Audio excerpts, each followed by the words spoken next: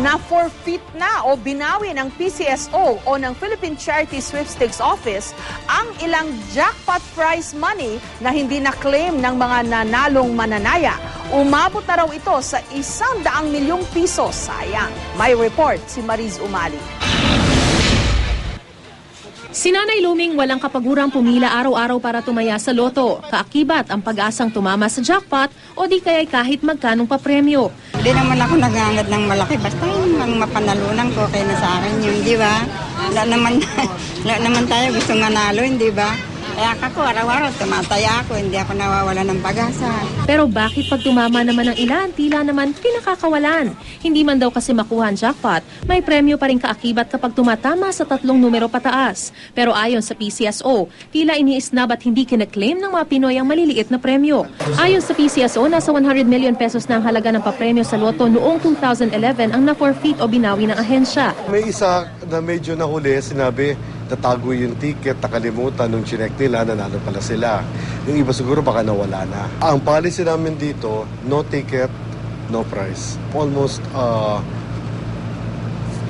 1/4 of 1% lang ng the whole total pot ng aming loto revenue for the year. May isang taon ang bawat nanalo para i-claim o kunin ang kanilang premyo sa Lotto outlets para sa mga premyong mas mababa sa 5,000 piso. Sa PCSO main office naman kinukubra ang mga premyong aabot sa 5,000 piso pataas. Sakaling ma-forfeit ang papremyo, hindi naman daw mauuwi sa wala ang halagang ito. Otomatiko raw kasi itong mapupunta sa charity fund. Malaking tulong, lalo na sa mga may sakit na matagal na umanon tinutulungan ng PCSO. Siniguro rin ng ahensya na hindi naman magiging sanhi ng korupsyon ang mga forfeited na papremyong ito.